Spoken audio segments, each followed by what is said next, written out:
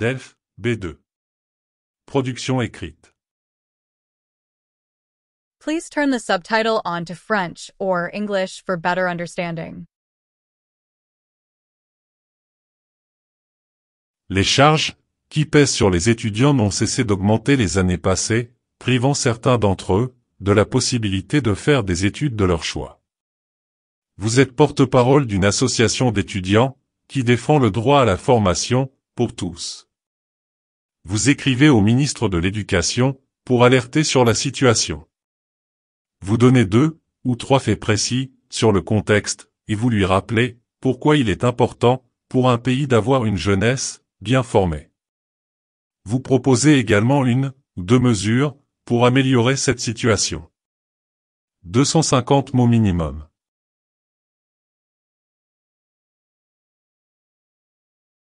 Monsieur, Madame, je vous écris pour exprimer notre mécontentement face aux charges croissantes imposées aux étudiants.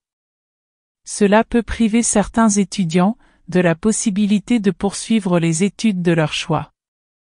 Je suis président d'une association étudiante de notre ville et en tant que porte-parole des étudiants, j'estime qu'il est de mon devoir de mettre de lumière sur ce sujet.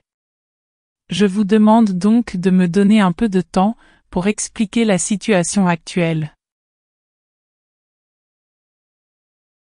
Tout d'abord, l'intérêt des banques pour les prêts étudiants a augmenté ces dernières années. Il est donc devenu impossible pour la plupart des étudiants d'emprunter. En outre, les chiffres du chômage dans la société ont également été très élevés ces dernières années. C'est la raison pour laquelle les parents souhaitent que leurs enfants acceptent des petits boulots au lieu de poursuivre leurs études. Deuxièmement, la rémunération dans l'entreprise privée n'est pas suffisante. Les étudiants doivent investir beaucoup d'argent et d'efforts pour terminer leurs études, mais si l'entreprise ne peut pas payer suffisamment, les jeunes ne seront pas assez motivés. Du côté de notre association, nous avons renvoyé de nombreux mails pour inciter les entreprises privées, qui paient moins que la moyenne, à augmenter leur rémunération. Malheureusement, nous n'avons reçu aucune réponse positive de leur part. En outre, le nombre d'entreprises étrangères a également diminué ces dernières années. Cela a conduit à moins d'opportunités pour les jeunes. C'est la principale raison du chômage, et la plupart des personnes travaillant dans ce secteur sont sous-payées. Par exemple, il y a 2 ans, il y avait des entreprises comme Microsoft et Google dans notre ville. Malheureusement, ils ont fermé leurs bureaux en raison de nouvelles politiques et de conflits avec le gouvernement. Compte tenu de la situation actuelle, les parents ne souhaiteraient pas que leurs enfants poursuivent leurs études. Ils croient que l'éducation ne peut plus les aider à bâtir une base financière solide. Ainsi, les jeunes sont contraints d'accepter des petits boulots pour subvenir aux besoins de leur famille et gagner leur vie. Il s'agit pourtant d'une préoccupation majeure, car les jeunes sont les piliers de la société et de l'économie. Ils sont l'avenir. Si nous ne parvenons pas à encourager les jeunes à poursuivre les études de leur choix, nous bloquons la voie du développement.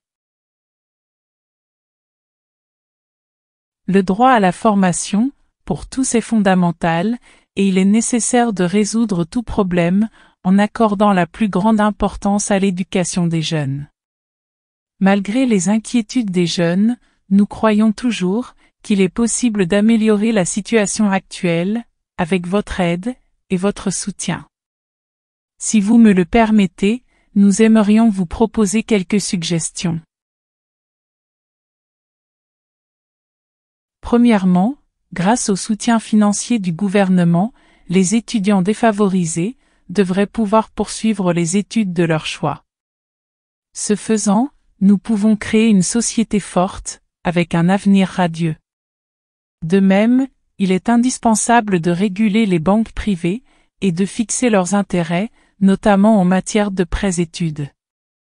Cela encouragera les parents à envoyer leurs enfants dans l'enseignement supérieur. Nous proposons surtout de lancer une nouvelle politique visant à attirer les entreprises étrangères. Ce faisant, il peut accroître les opportunités de travail pour les jeunes avec un bon salaire. Cela obligera aussi naturellement les entreprises locales à bien payer leurs employés.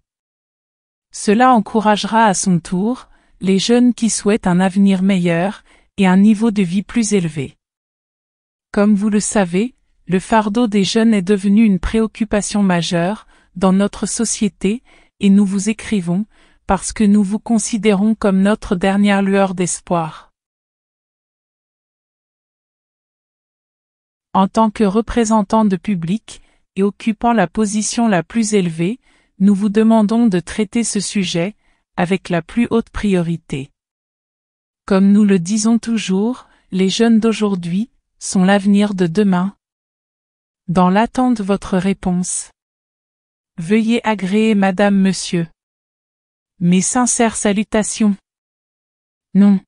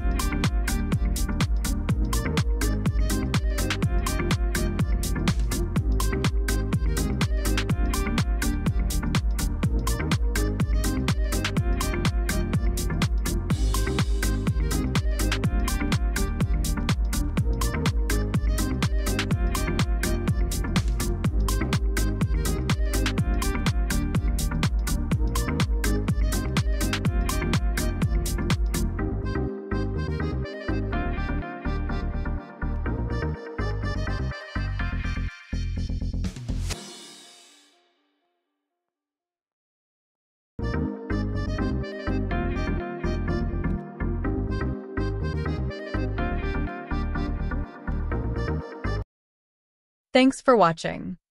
Please subscribe the channel for more such useful contents.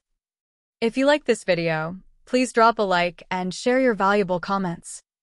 To show us your support by sharing with your friends and family, stay tuned.